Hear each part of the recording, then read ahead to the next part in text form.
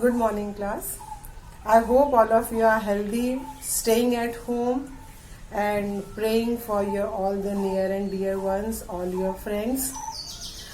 Children, we are studying digestive system and certain things, structures and all we have already discussed in the earlier lecture. And we have also studied about the digestive glands. जिसमें हमने pancreas पढ़ लिया था. Already we have studied pancreas. Today we shall start with the structure of liver. In today's lecture we shall study structure of liver. फिर हमारा जो structure वाला part है वो complete हो जाएगा. Alimentary canal का structure हम लोगों ने ऑलरेडी पढ़ लिया है कि what is the buccal cavity है, then pharynx, oesophagus, stomach, what are the different parts of stomach, then intestine, what are the different parts of intestine, duodenum, jejunum, ileum, ये all these things we have done. अब structure में only we have to discuss about the liver. So we shall start with the liver.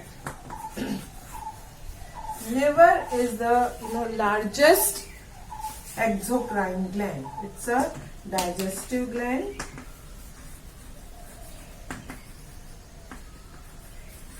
Means gland related with the digestion. So we can say exocrine gland. Rather we should say exocrine gland.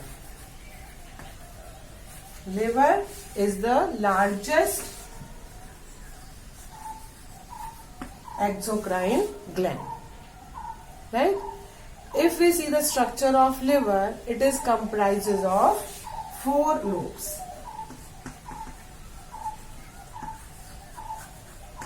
4 lobes. Right lobe, which is bigger, and this is the bigger one, and left lobe, which is comparatively smaller. So these two are the main lobes of liver. 2 main lobes. One is right, which is bigger than the left one. So left one is smaller. Then 2 smaller lobes. Comparatively, 2 are smaller lobes. They are caudate and quadrate. Caudate lobe and quadrate lobe. So in this way, liver comprises of these 4 lobes. Gallbladder also present on the liver. So gallbladder remain attached with the quadrate lobe. Gallbladder भी present रहता है liver पे, तो वो कहाँ present रहेगा? It is attached with the quadrate lobe. Gallbladder.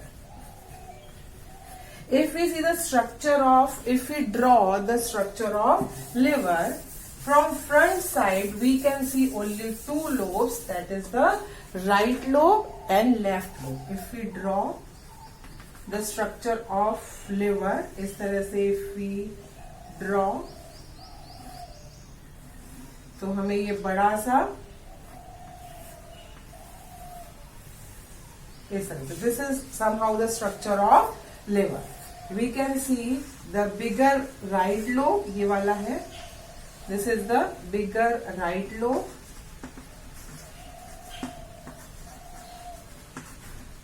And this one is the left lobe. This is smaller one. ठीक है? Both the lobes are attached together with a ligament. ये वाला structure जो, this is the ligament. And both the right and left lobe remain attached together with the help of a ligament. If we see from behind, तो यहाँ पर हमको एक lobe और दिखाई देगा, which is the caudate lobe. And this side we can see, पीछे की तरफ से इस तरफ, पीछे की तरफ एक लोब और दिखाई देगा, that is the quadrate. Quadrate lobe. और क्वाड्रेट लोब से लगा हुआ हमको यहाँ पर इस तरह से थैली जैसा एक स्ट्रक्चर दिखाई देगा, क्वाड्रेट लोब से लटकता हुआ, and that is the gall bladder. Right? So this is the structure of liver.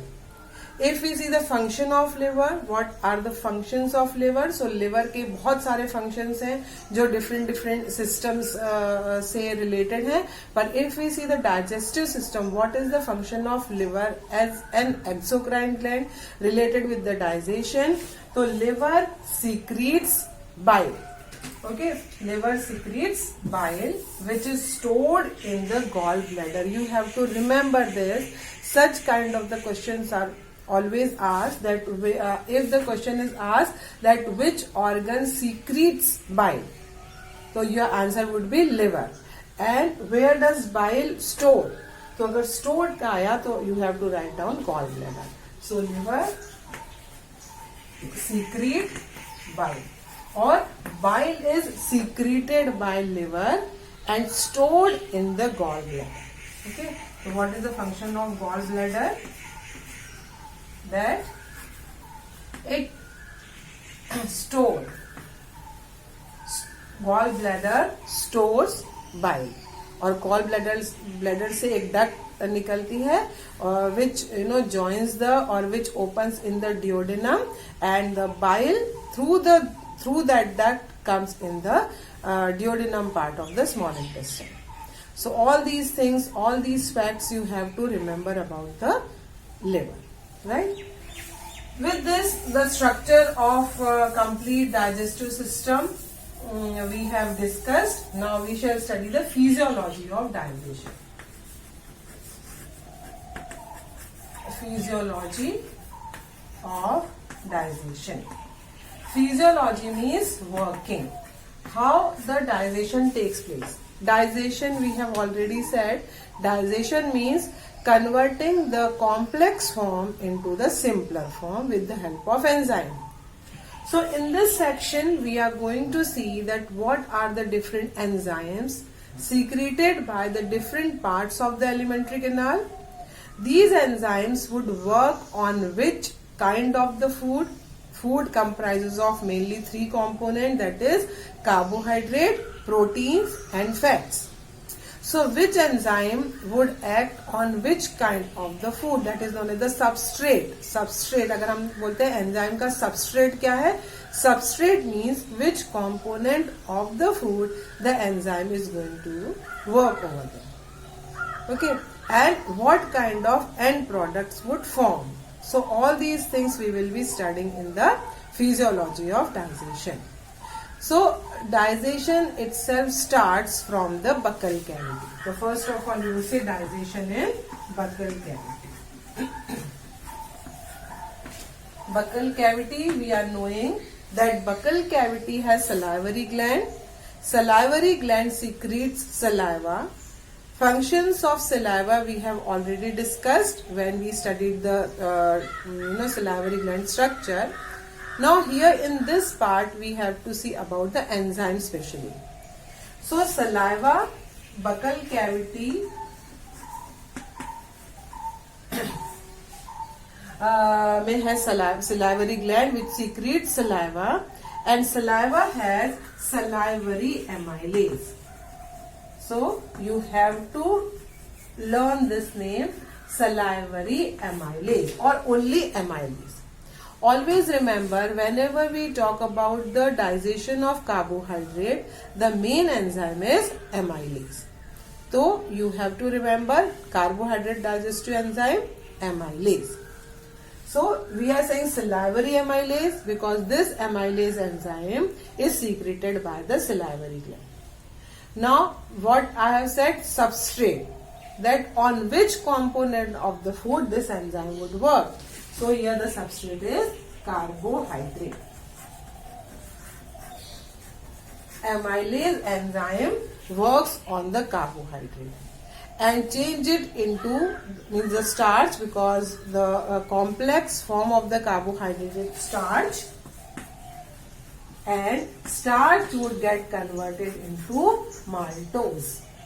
This is the polysaccharide and this is the disaccharide. आपको अगर ये सब चीजें कॉम्प्लिकेटेड लगती है तो आप लोग यहाँ पर सिर्फ ये लिख सकते हो that salivary amylase work on the carbohydrate and change the carbohydrate into simpler form. आपको अगर स्टार्च, माल्टोज, पॉलीसेक्राइड, डाइसेक्राइड ये सब चीजें थोड़ी सी अभी कॉम्प्लिकेटेड लग रही हैं, तो initial basis you can learn only that amylase work on the carbohydrate, act upon the carbohydrate and changes complex carbohydrate into simpler form. That much is enough. पर एमाइलेज का नाम और कार्बोहाइड्रेट सबस्ट्रेट है उसका, ये लिखना मस्ट है. ठीक है. So buccal, this is the digestion in the buccal cavity. Remember that in the buccal cavity only carbohydrate digest. यहां पर अभी प्रोटीन का और फैट का डाइजेशन स्टार्ट नहीं हुआ है. Again such kind of the question come that from where the protein digestion starts. So you have to write down from stomach, because in the buccal cavity only carbohydrate gets digested. उसके अलावा थोड़ा सा lipase भी है, lingual lipase होता है, लेकिन वो थोड़ा सा थोड़ा सा सीनियर बेसिस पे जब आप पढ़ोगे तब आएगा. 10th में आपको इतना याद रखना है, salivary amylase. Right. Then food comes in the esophagus. In esophagus no digestion takes place. कोई gland नहीं है, कोई digestion नहीं होगा. Only it's a passage for the food, means from the buccal cavity through the pharynx, food pipe esophagus से होता हुआ food comes in the stomach. So next we shall study digestion in stomach. So second part comes stomach.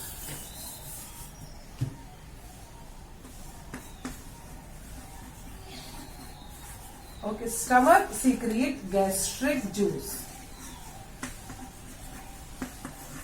As we have said, the wall of the stomach has gastric glands, and these gastric glands secrete gastric juice. So you have to write down about the gastric juice. This gastric juice comprises of three main things. One is HCl, second is pepsin enzyme, and third is mucus. These three things are present in the gastric juice. What is the function of HCl? That this pepsin remain in the form of pepsinogen. Pepsinogen in the gastric juice. Pepsinogen is an inactive form. Inactive form means this form would not act upon the protein. This has to be converted into pepsin. Pepsinogen has to be converted into pepsin. Pepsin is an active form of enzyme, and when pepsinogen gets converted into pepsin, then only pepsin will act on the protein and converts protein into the simpler form. For this conversion, acidic medium is required. When food comes from buccal cavity to stomach, it does not have that much acidic medium in which pepsin would get activated. तो pepsinogen को pepsin में convert करने के लिए क्या जरूरी है? Acidic medium is required, and this HCl provides acidic medium for the activation of pepsin. तो जब आप HCl का फंक्शन लिखोगे, first function you have to write down HCl provides acidic medium for the activation of pepsin और for conversion of inactive pepsinogen into active pepsin. Correct. ये हम लोग बात कर रहे हैं HCl के फंक्शंस की. पहले हम लोग HCl के बारे में बात कर रहे हैं. तो what you would write down? It provides acidic medium for this conversion. दूसरा, HCl also kills the bacteria since it is acidic. So with the help of this acidic effect, it kills all the bacteria. Okay, or whatever the germs are there, it kills all those germs also. Okay, then it is acidic medium, so it can convert physically it can convert the food into simpler form, not chemically, rather physically. मतलब बड़े जो अगर parts हैं food के, तो उसको वो छोटे छोटे पार्ट्स में भी कन्वर्ट कर सकता है. So all these are the functions of HCl. Now what are the function of pepsin? Pepsin already HCl के कारण एक्टिव हो चुका है. अब it would act on protein part of the food, protein component, इसका सबस्ट्रेट क्या हुआ, protein. Amylase का सबस्ट्रेट क्या था, कार्बोहाइड्रेट, और पेप्सिन का सबस्ट्रेट क्या है, protein. So this pepsin act upon the peptin, upon the protein and convert into peptones. अगर अगेन आपको पेप्टोन्स नहीं याद रहता है, you can write down pepsin acts upon the protein component of food and changes into simpler form. हमेशा simpler form आप लोग लिख सकते हैं। Protein gets converted into simpler form, right. Then what is the function of mucus? Since HCl is very, sometimes if more amount of HCl, it is harmful for the stomach. It can corrode, it can spoil the wall of stomach, क्योंकि बहुत soft होती है stomach की wall, सारे cells की बनी रहती है। तो mucus provide a protection against harmful effect of HCl. So this is the function of mucus. It provides protection against the harmful effect of HCl, right? So these all are the functions of gastric juice. उसके अलावा इसमें gastric lipase भी होगा, जो certain जो fat, small part of the fat को digest कर सकता है। पर main you have to write down about the gastric juice. Then next, here also you are seeing that in the protein carbohydrate does not get digested, ये बात ध्यान रखनी है। और प्रोटीन का digestion starts in the stomach, buccal cavity में protein digestion नहीं हुआ, right. Then third part where the digestion takes place, that is the first part of small intestine, duodenum. Next comes digestion in the duodenum, which is the first part of small intestine. So here we have to write down about two things. First is the bile juice or bile, and next is pancreatic juice. Both means duodenum does not have any kind of the glands itself. जैसे stomach के wall में ही उसकी अपनी gastric glands थी, ऐसे duodenum में उसकी अपनी वॉल में कोई ग्लैंड्स नहीं है। पर यहाँ दो तरह के सीक्रीशन आते हैं। पहला सीक्रीशन आता है गॉल ब्लैडर से, जो कि लिवर में सीक्रेट हुआ था बाइल, गॉल ब्लैडर में स्टोर था, वो बाइल डक्ट के थ्रू कहाँ पर आता है, डिओडेनम में। तो ये लिवर से आ रहा है। दूसरा पेनक्रियास से, पेनक्रियास का structure I told you, pancreas alimentary canal के बाहर प्रेजेंट है, स्मॉल इंटेस्टाइन के लूप में प्रेजेंट है। वहां से पेनक्रिएटिक डक्ट के थ्रू पेनक्रिएटिक जूस आ रहा है। तो डिओडेनम में there are two kind of secretion, bile and pancreatic juice. Let us see what is the function of bile. So again very important that bile does not have any enzyme. Bile में कोई भी enzyme नहीं होता है, तो as such ये digestion मतलब simple chemically food को सिंपलर फॉर्म में चेंज नहीं कर सकता। What is the function of bile then? It only emulsifies the fat. It emulsify the fat. Fat मतलब जो फैट हम लोग लेते हैं, लिपिड या फैट, वो हमेशा फिजिकली बड़े लॉब्यूल्स के फॉर्म में होता है ना, बड़े बड़े पार्ट्स के फॉर्म में होता है, बड़े लॉब्यूल्स के फॉर्म में होता है। तो bile changes it into small lobules, बड़े लॉब्यूल्स को छोटे लॉब्यूल्स में ब्रेक करता है। तो that is the function of bile. उसके अलावा बाइल सॉल्ट्स है, they also provide the now the alkaline medium for the further action of enzyme, because what ever food comes from stomach that is acidic in nature, because stomach has HCl, तो वो acidic nature था। अभी उसको again pancreatic juice में जो enzymes हैं उनको function करने के लिए फिर से कैसा मीडियम चाहिए, alkaline medium.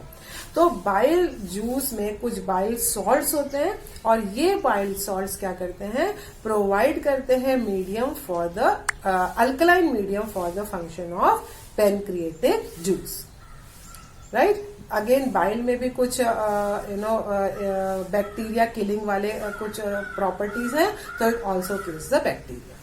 So these are the functions of bile, but most important function is emulsify the fat. और इमल्सिफिकेशन मतलब to break big lobules of fat into smaller one. जो बड़े बड़े पार्ट्स होते हैं फैट के, उनको छोटे पार्ट्स में तोड़ देगा कि एंजाइम बाद में उस फैट के ऊपर अच्छे से फंक्शन कर सके। Clear? So this is the function of bile. Now next comes the function of pancreatic juice. Pancreatic juice comprises of again certain enzymes. These enzymes are pancreatic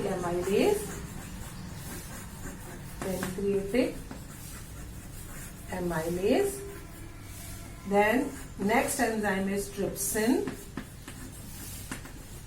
then lipase. These are the three main enzymes which are present in the pancreatic juice. Okay, so first of all, amylase, as we have said, amylase always work on the carbohydrate part of the food. Okay, तो यहाँ पर ये pancreas जो है वो carbohydrate के ऊपर work करेगा and convert it into the simpler form. ठीक है, then trypsin again work on protein, then protein gets digested by the action of trypsin and gets converted into simpler form. Then lipase act on fats. अब ये fat को chemically fats convert किसमें हो जाएंगे? Fatty acid और glycerol में। Fats का conversion fatty acid into glycerol is a chemical conversion, means from complex form to simpler form, and this is known as digestion. Bile में सिर्फ क्या होगा, कोई केमिकल फैट का फैटी रहेगा, वो फैटी एसिड और ग्लिसरॉल में कन्वर्ट नहीं होगा, इसलिए हम उसको डाइजेशन नहीं बोलेंगे। सिर्फ फिजिकल बड़े जो टुकड़े हैं फैट के वो छोटे टुकड़ों में कन्वर्ट हो जा रहे हैं, तो उसको इसलिए हम बोल रहे हैं emulsification, right. So these are the three main enzyme present in the pancreas, in the pancreatic juice, act in the duodenum, small intestine के सबसे पहले पार्ट में ये वर्क हो रहा है। ओके, तो ये है कार्बोहाइड्रेट के लिए, ट्रिप्सिन प्रोटीन के लिए और लाइपेज फैट के लिए, और ये सब चीजें सिंपलर फॉर्म में चेंज हो जाती है। नेक्स्ट इज द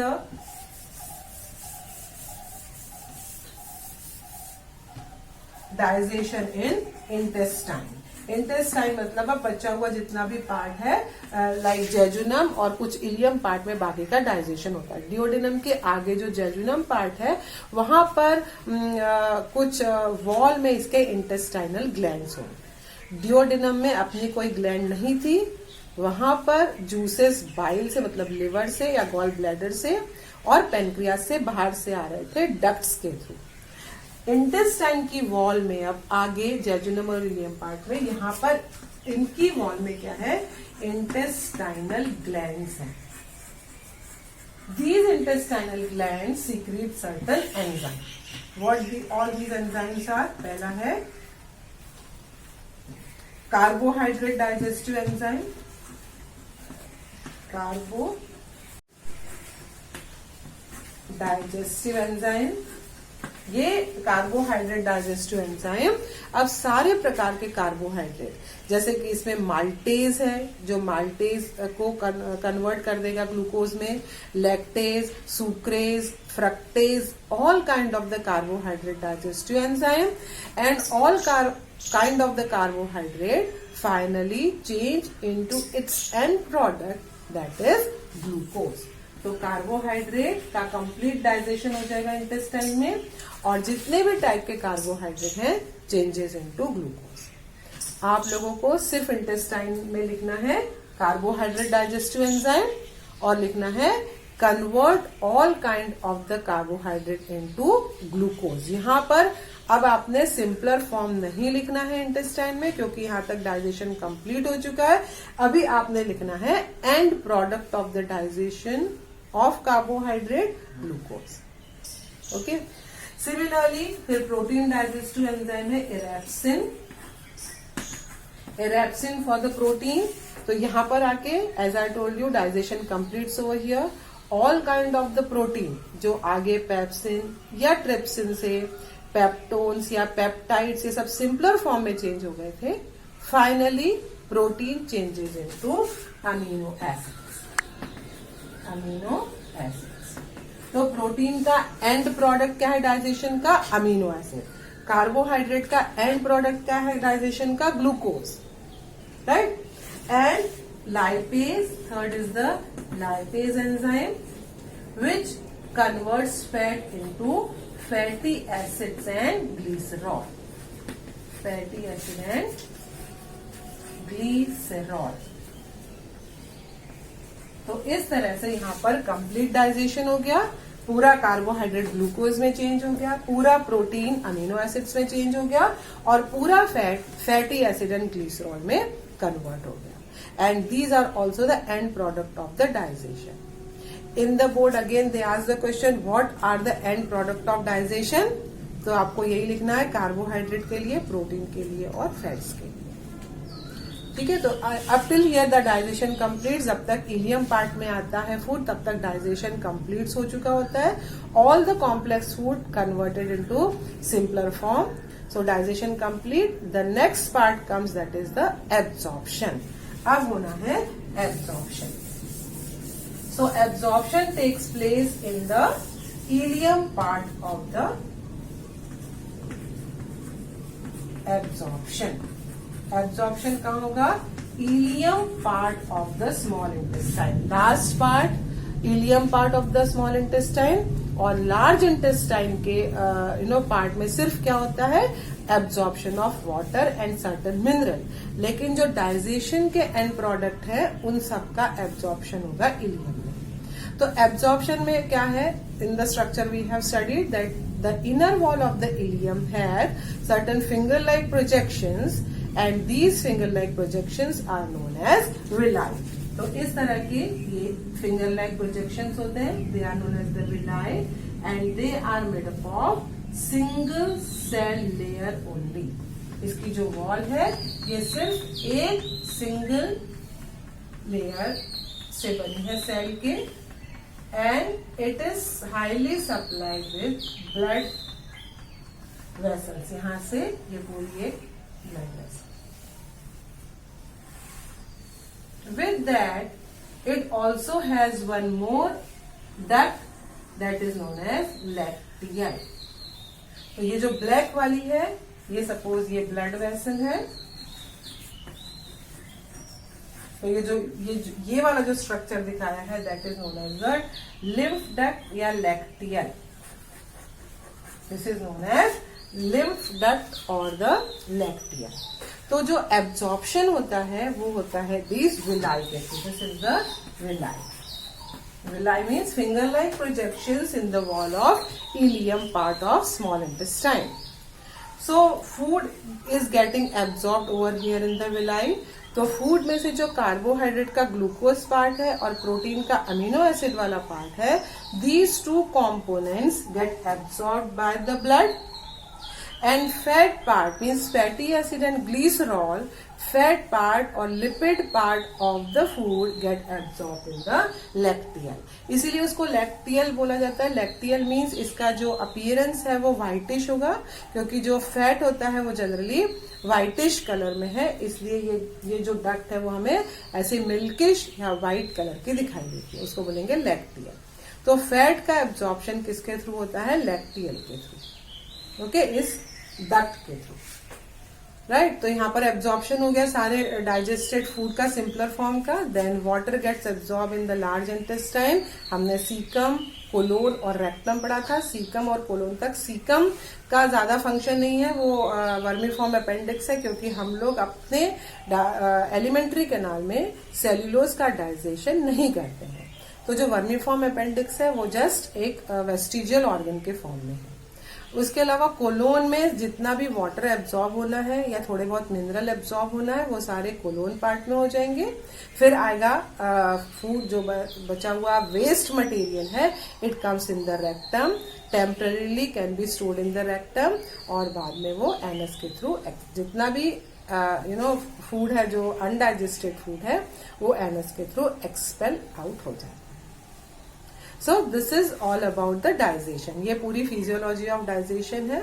अब इसको लर्न कैसे करना है? सिंपल एंजाइम्स है, आपको उन एंजाइम्स के नाम अभी से याद कर लेने हैं, और वो पर्टिकुलर एंजाइम किस पार्ट के किस एलिमेंट्री कैनाल के किस पार्ट से प्रेजेंट है और वो किस सबस्ट्रेट पे, मतलब कार्बोहाइड्रेट, प्रोटीन और फैट में से कहाँ पर फंक्शन करेगा, ये आपको लिखना इम्पोर्टेंट है. So when you will write down the notes about digestion, first of all write down about the structure of alimentary canal with all kind of diagrams. When you will write down about the physiology of digestion, one by one as I explained you कि buckle cavity में, फिर stomach में, फिर duodenum में किस तरह से digestion होता है, function of HCl, function of bile, ये सब लिखते हुए आप लोग नोट्स बनाएं. I hope you have understood the complete process as well as you have enjoyed also. Enjoy the subject and try to understand what is going on in our body. Then only you can prepare it properly. Thank you.